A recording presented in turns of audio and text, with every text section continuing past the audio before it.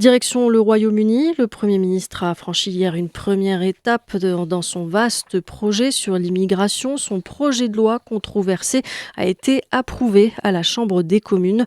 Le texte contient notamment la possibilité d'exclure les demandeurs d'asile vers le Rwanda. Les précisions depuis Londres avec Anna Roche.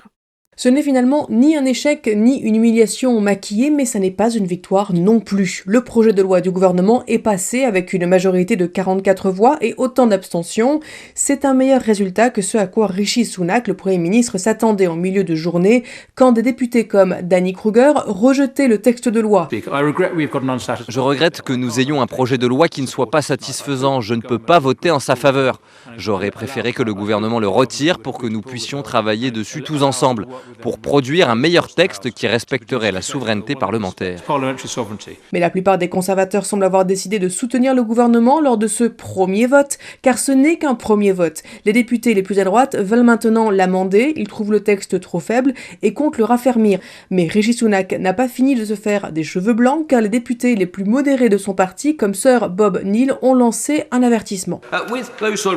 Avec les réserves, je vote pour cette loi, mais si les garanties qui sont dans ce texte sont retirées, alors je ne pourrai plus l'approuver. Le gouvernement a donc évité une défaite mardi soir et s'est acheté du temps en laissant entendre qu'il était prêt à faire certaines modifications d'ici au prochain vote, mais sa marge de manœuvre entre les modérés et les radicaux est extrêmement fine.